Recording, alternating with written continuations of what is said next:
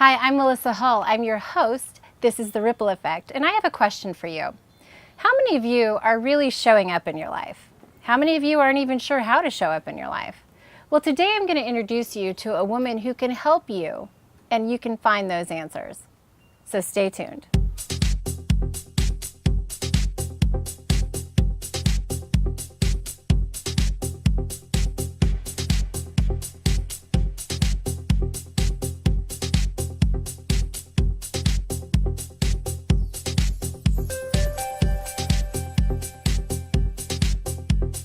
I'd like to welcome Robbie Motter to The Ripple Effect today. So Robbie, thank you for joining me.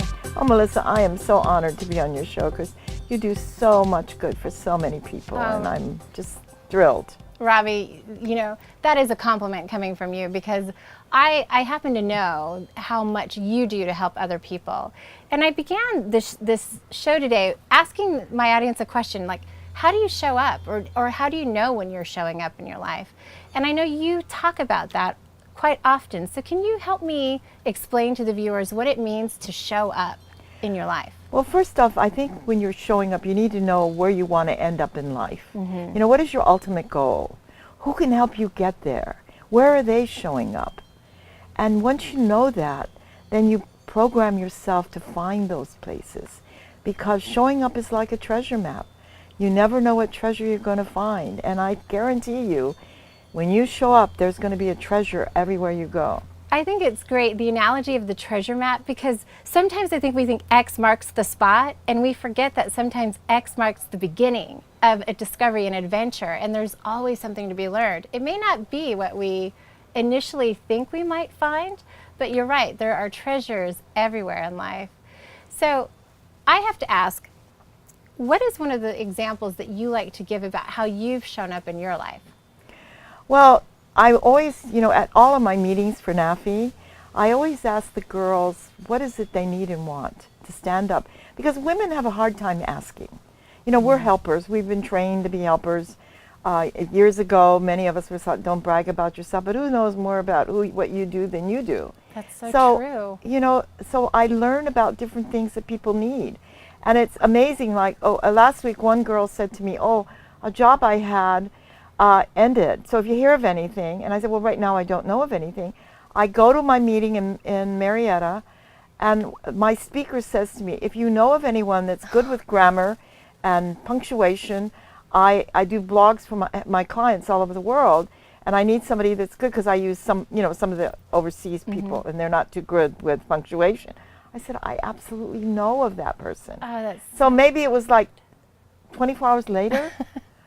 Isn't it ironic how those things happen, when you're asking? Yeah, showing up in life. Now, you just mentioned NAFI, which is the National Association for Female Executives, and you like to add and entrepreneurs. What exactly does NAFI do? How do they, what is this organization designed to do? Well, they're 45 years old, and they're headquartered in New York on Park Avenue. Their mission is to help women grow both personally and professionally. Now, they don't have any networks of their own. They have what they call affiliate networks. And I think that our networks are very different than any other organization in the world, because we're like a movement. We're like a sisterhood. You've heard of the Yaya sisters. Well, we're the NAFI sisters. And we help each other. We care about each other. And that's what I love about it. It's like, for me, it's like having an extended family. Oh, I love that. So it's a place where women can go and really be inspired or even supported, maybe even mentored or mentor each other. Absolutely. And we always have dynamic speakers. The one thing one of my members said, in many organizations, women wear masks. They're not really who they truly are. But you said in NAFI, it seems like no one wears a mask because they come as their true, authentic self. That is really, I agree. I definitely agree. I think that women are sometimes afraid to let other women see them. Maybe it's insecurity, or maybe it's the fear of judgment. But I do think that that's true. And how wonderful to find an organization where you can just set it all aside and just be with a group of women that are there to support you. How you have to have a very loving and safe environment to create that. And that's what I love about it, because that's what we have. We're, like I said, I think we're more like a sisterhood. We're a movement. I get invited to a lot of groups over the years. I've never found a group like ours. And I remember even when the economy we went through a crisis not long ago, I had members come to me and say, well, I have to drop some of my memberships, but NAFI will not be one of them. And of course, NAFI's never raised their rates. They're $39 a year. Wow. That's it. So is there are meetings, are there websites? How do you guys Well, we come have, together? for the Western region, we have the www.wrnafi.com, but the main corporate website for NAFI is www.nafi.com. NAFI.com. And they do a lot of, like, there's a big NAFI awards every year. NAFI and corporate does the top women companies women that are running companies. They do a lot of things like that to really highlight women. So how does somebody become a member? Or is there an application process, or is this done by selection? Tell me a little bit about that. No, we don't do it by selection. If you're a woman who really cares about helping other women, then you want to be with us. That's wonderful. Just to touch on that a little bit further, it's a global outreach program, correct? This is a global community. That's right. We have networks all over the country, and we're always looking for women to step to the plate and start new networks, to become the director. So if they're in an area that NAFI doesn't have a network, all they have to do is call me and I'll show them how to get one started. I bet you will, Robbie. You have this energy that just seems to be endless. What drives you? What is it about your life that just seems to be you love life, Robbie? I can just... Well, I'm 81. That's amazing. And I love life, but the most important thing is I know that I see in women some things they don't see in themselves, so I can help push them. And then all of a sudden, I've had women say to me, how did you know I could do that? I said, I knew. And then they're so excited when they do that, and then they're willing to reach higher. And it's just like our NAFI conferences, we bring in the best speakers, and the women walk away saying, oh my God, look at that, look at their story. I was worried about my story, but look at what she's accomplished in her life. I think that sharing stories is really important. It's one of the reasons why I created the Ripple Effect, because I believe that our stories give others kind of a roadmap or a guide of how they can face challenges, overcome them, and not get stuck. Because I don't know about you, Robbie, but do you find that there are people that get kind of stuck with, like, in the circumstances, and they forget to see that right on the other side of that, there's this potential, this greatness? But how do you help a woman do that? Well, I think first you have to have them believe in themselves, because a lot of the problem is they don't believe in themselves. So the first thing you want to do is let them know how beautiful and wonderful they are, because it's from the heart.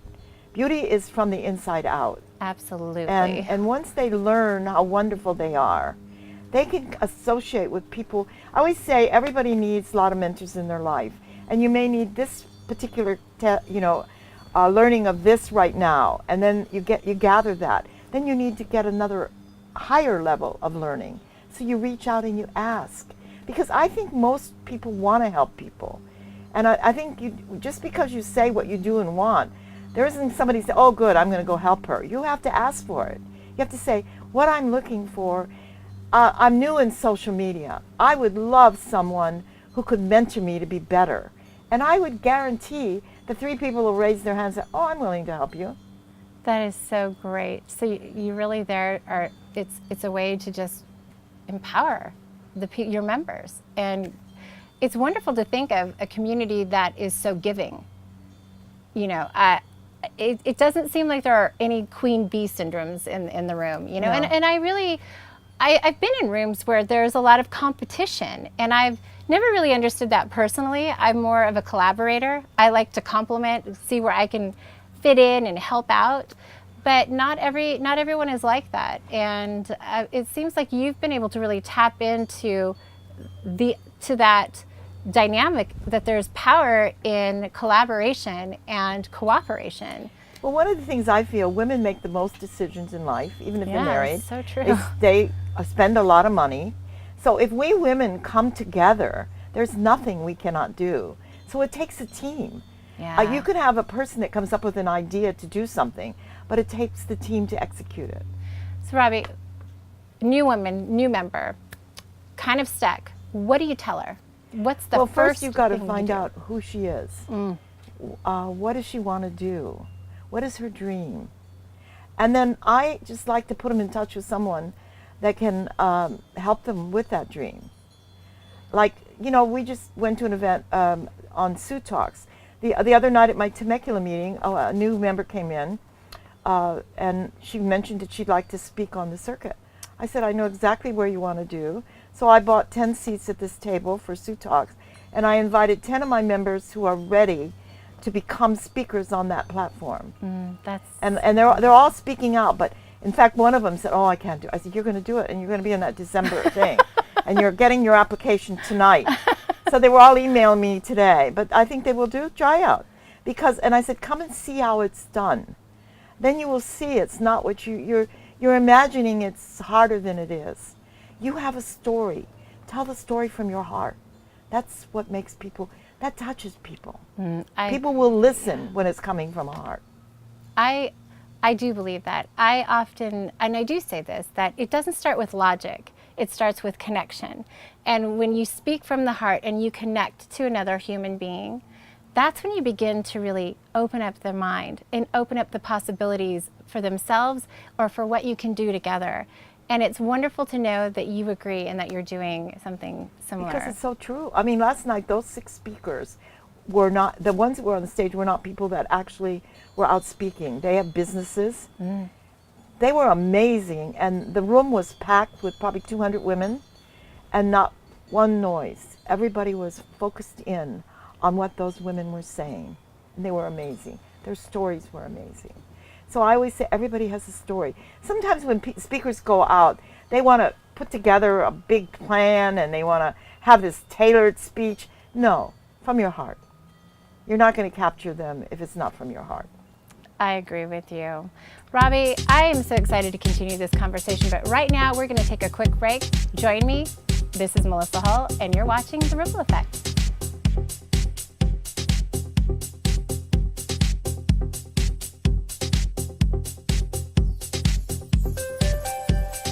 And welcome back to The Ripple Effect. I'm your host, Melissa Hull. Robbie Motter is our guest today. And Robbie, I've learned an awful lot about what you think it means to really show up in your life and a lot about NAFI. And now I'd like to know more about you.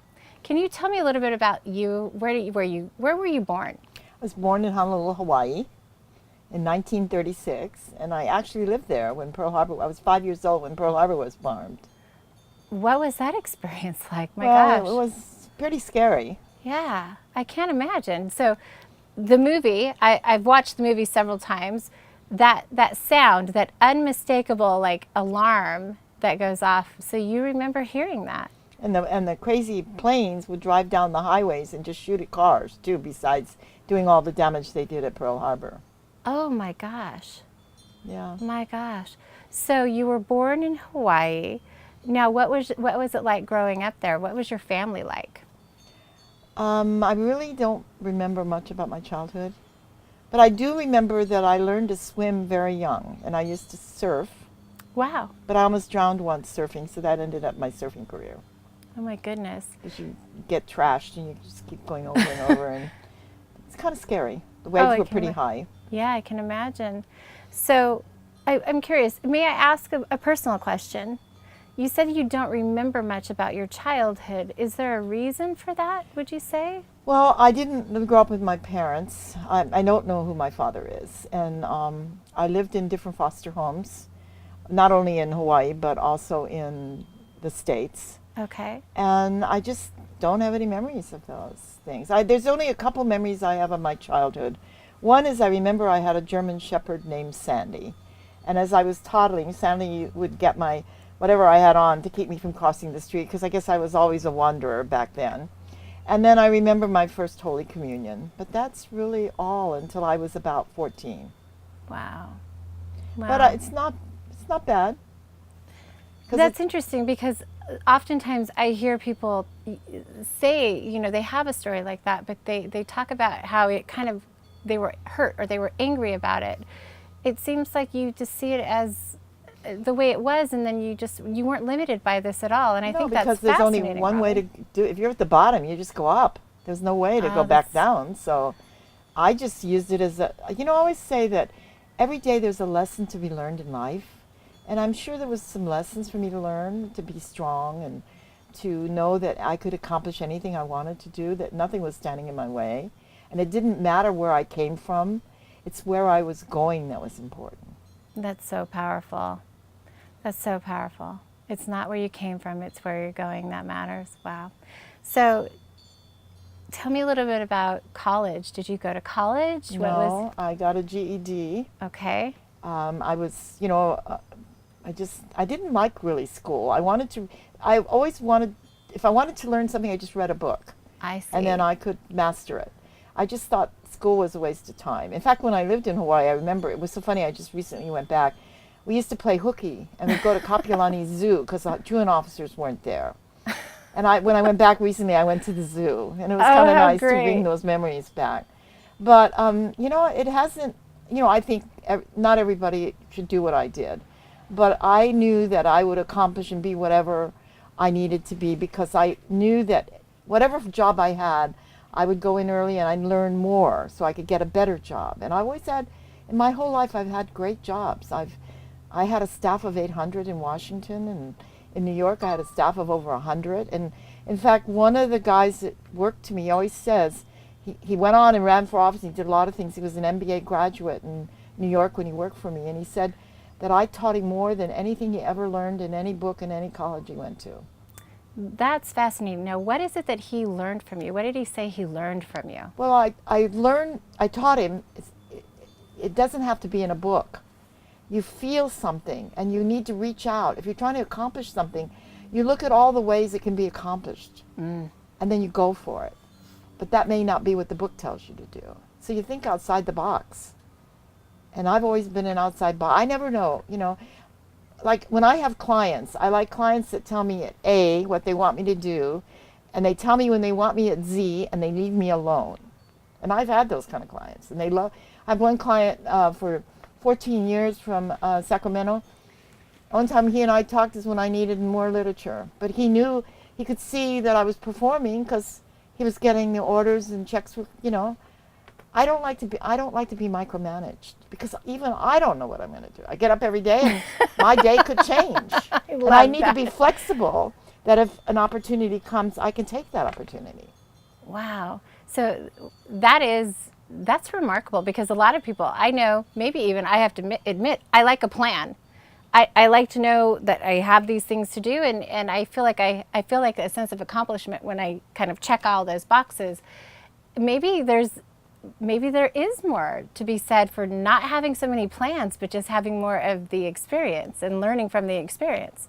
Well, I think you need to know what you want to accomplish. I do the same thing. I have things that I must get done. Okay. And it's interesting because if I happen not to finish one and I go to bed, I can't sleep. I end up having to get up and I finish. am the same way, Robbie. It'll just play like, I didn't get it done. I didn't get it done. And then you get up and go do it. Then you go back to sleep. Yes. Oh my goodness, that is one thing that you and I definitely have in common. We found out a few things that we have in common. Both born in March, both love the water, both really believe in helping to serve people. Like that's a big passion of mine, and I know it's a big passion for you. So, what is still left for you to accomplish? What is a goal or a dream that you have that you're still aiming for? Well, there's a lot of people I haven't met yet. Ah. And there's a lot of dreams that many of my members have. And I know that if I reach out and I meet those members, that there are going to be people that I can put those people together and they will accomplish their dreams. That is fantastic. So you do events, right? I love doing events. How many events do you do in a year? Sometimes 6 or 7. It just depends. Sometimes they come to me and a good example, one of my members does Operation Prom Girl, where she gives out gowns to all the kids who need them, gowns, jewelry, shoes, everything, makeup, they don't have to pay for it. And she called me the other day and she said, Robbie, she said, the girls all want gowns and I've been given a lot of short cocktail dresses and I would like to give them to the NAFI members. Why don't we do a tea? And I thought, oh my God, I just finished the conference. I said, okay. Because I suddenly remembered that one of my members is an expert on teas. She Oh. knows the different types of teas. So we can do a tasting and she can explain the teas to us. And then we could have a harpist, and then we could do the thing, and we could fix the table. Since I have 12 sets of dishes, we can decorate them all beautiful. So we're going to do the tea. Oh, that's amazing. So And then I just got an idea, and I hadn't even talked to the two clubs. I had done Extravaganza 1 and 2, where I bring in all this wonderful entertainment of people I know. And I thought the Women's Club needs money, and the Lions Club does a lot of events. So I thought, why don't we do it together? Because the Women's Club can get the big hall in town, yeah. because they meet there. And we could do an event, and I could get all the entertainers. So then I was at the Women's Club meeting the other day, and I said, I have this idea. Do you like it? Yeah, we do. And then I went to the Lions Club, and I said, how about we doing it together? Now, they've never done a project together. It's very simple. You just get the people there. I'll take care of everything else. So today I spent 10 minutes. I have 12 entertainers. That's incredible, Robbie. It's about the ask. You've said that a few times, and I was just sitting here thinking about how important it is to ask and how little or how infrequently I think people do. I think they talk about immediate needs, but they don't talk about what they really want, you know. Not me. I asked for everything. See, I even asked you if you'd be a speaker at our NAFI conference next year. And I said yes, enthusiastically, yes, I am delighted to be a part So by of that. next week, I'll know where it's going to be and when it's going to be. Okay, and I'll be there. Good. I will definitely be there. And they're in for a big treat. No, you do so much. You give, like you donate a lot of money to these very worthwhile organizations. But how are you receiving those funds? And is there a platform for people to contribute to help you continue to serve? Well, whenever I do an event, like when I do the women's conference, I go out and get a few sponsors. I see. Because one of my goals is I could charge a lot of money for the conference because the speakers that come in are amazing. But I don't want to do that because I need to reach the women that need it the most. Yeah. And they can't afford it. So for our conference this year, we gave out 30 scholarships to women who really wanted to be there but didn't have the money. Many of them were single parents working, and you know, our price was cheap, $90, which was all day including lunch. But even $90 for, I can remember when $90 was so much, I couldn't have done it. And then I've been doing the NAFI conferences in California 8 years, and every one of my sponsors has stayed with me every year. That's amazing. And I just try to bring in enough to know that I want to give. Last year I gave 6 charities money. This year I gave 3. And I like to be able to give out. I don't take a dime. I work on the project the whole year. I get all the gifts. I get all the sponsors. I do all the ticket sales. And then when it gets close to the event, I bring in the team to help. Because I find I don't like boards. I like just making the decisions and moving forward. You get more done. I agree. You know, I think that's interesting. You know, being an executive gives you the ability to do that, you know, to kind of make those critical decisions and then get the support you need to execute them. That's right. Then it gets done. It does get done. You're not always in meetings. Yeah. Sometimes it's better to do than to talk about doing. Yeah, I'm an action person. So am I. Like, you know, the girl called me, she's T. For a minute, I thought, oh my God, I just finished that. But I said, no, it's a great idea. I'll find a way to make it work. And we did. A day later, it was in the makings. That's phenomenal. I went to the restaurant. I said, this is what I need you to do. He said, okay. I said, we'll split the cost 50-50. You provide 50%, I'll provide the 50%. They said, okay. That's fantastic. Gave them the menu, what we want. So what's next? What's next on your agenda? I don't know. I might get a phone call today, you know. You never know. That is incredible. So the purpose of these events is to bring the people together. Mm-hmm. You know, coming together and keeping the sisterhood even closer. And I really want to talk about that because just a minute ago you talked about providing this for the woman who really needs it, who may not be able to afford it. For a single mom who's maybe struggling and where $90 is the difference between paying an electric bill right. or not. It seems to me like you might have a little bit of experience with that. Oh yeah, I was a single mom with 3 kids, and I didn't get a dime from an ex-husband at all. In fact, he was kind of a guy that when I was married to him, money was, I'd get a new Lincoln every year, nothing was the day, and then we did a no-fault, And the minute I signed the paper, he canceled our health insurance, he canceled paying for my daughter's car, he canceled everything. And according to the agreement, I was to get $700 for the rest of my life. I was to get a clothing allowance for my daughter, because she was the only one that was still small. He was to pay for her college and all of that. 3 days there, everything was canceled. But I didn't feel that because that happened, I didn't feel that my daughter should suffer. So I went out and just did 3 jobs. Wow. I slept probably 3 hours a night. But my kids always had people to take care of them. They were never left alone. Wow, Robbie, 3 hours a night and three jobs. How do you manage 3 jobs? You do if you have a purpose. And my purpose was to not make my children have a different way of living. I wanted them to live, I wanted them to go to the best schools. I wanted to live in the best areas because it was important. And that's what we did. That's incredible. And they're all very successful. I told them, I did tell them, when you're young, I'm going to work very hard and take care of all this. But when you get older, I'm not paying for anything. But they're all very successful. They're all very successful today. And I'm very proud of them. So, Robbie, I have to ask, I'm a mom that has a career, and I have a 12-year-old little girl. And there are times when I feel like I work maybe more than I should, or I'm gone more than I should be.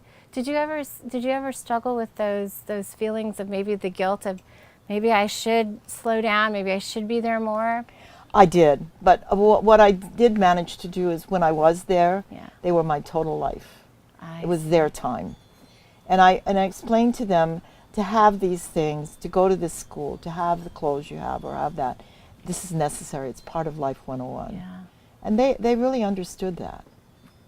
So they never complained. They understood that you did this out of love. Because they knew, when I said to them, when I'm here, I'm totally with you. Yeah. And I was. That's really powerful, Robbie, and something that I think a lot of women struggle with is when to disconnect, like when to just be at home, be present. Being present for some people is very difficult, and for others it seems to be so natural. Did you ever struggle with being? Yeah. In fact, recently for my 81st birthday, I went to Hawaii and I went by myself. And I realized that I was doing stuff all the time and there was no time for me. So what I did is I came back, and now there's 1 week a month that I do nothing related to work. It's whatever no matter what happens. I do all the work stuff the other 3 weeks, but that week I get to do what I want to do for me, because it's something I've never done. And it really, the interesting thing about that is that the next week you get so much done. Yeah. The things you didn't do are done faster. Oh, that's so wonderful. So it's almost like you recharge. You do. Yeah. Because if we don't take care of ourselves, how do we take care of others? That's very true. And I think taking care of yourself can look like many different things. It can be taking care of yourself physically, emotionally, spiritually. It's just checking in and kind of asking, what is it that I need? It could be just going out and working in your garden, which is stuff you don't have to do time to do. Which we are in your backyard in this gorgeous garden, and it's spectacular.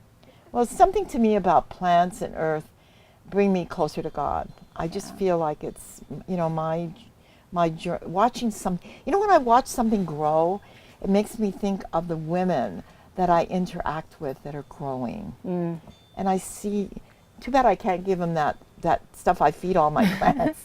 That would grow so much faster.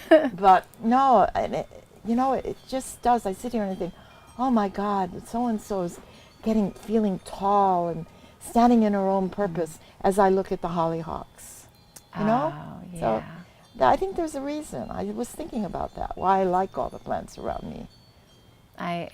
There are so many. It's like it's vibrant here. You walk, as we were walking through your garden, I was looking at all of the different colors and all of the different varieties of plants, and the feeling here is that it's alive. It's vibrant, as are you. You are just filled with life. And again, I said it earlier, you seem to be just unstoppable. Unstoppable. And I know that you've struggled. I know you've faced a thing or two in your life, and you just seem to have this ability to not let them stop you, but to just continue to drive you. Well, you know what I always ask when something happens? I say, okay, God, what is the lesson I'm supposed to learn? What is happening in Life 101 today? And there's always a lesson that we learn if we just listen. And then we say, oh, right, yeah, that's right. I need to change that. Wow. So, well, we're getting close to the end of this episode, but Robbie, I want to ask, any words, like what are the last words that you want the viewers to hear today? What is it that you want to leave I want them with to know that they're in charge of their own destiny. No matter what, a lot of times a woman will get an idea, even men, and they'll say, oh, that's a dumb idea. It's been tried, your friends say that to you. There are no dumb ideas. Life is about timing. A not dumb idea today could be the right idea tomorrow. So if you believe in it in your heart, do not let anybody stop you.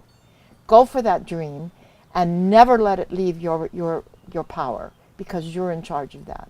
You will accomplish it. If it's what you really want to do, you will accomplish. Nothing will stand in your way. Well said. Well said. Robbie, thank you so much for being my guest today. It has been just a pleasure getting to know you, and I look forward to doing things with you in the future and learning from you. You inspire me. You really inspire me, Robbie, so thank you for that. And I want to thank you for being a part of the Ripple Effect. I'm Melissa Hall, and we'll see you next time.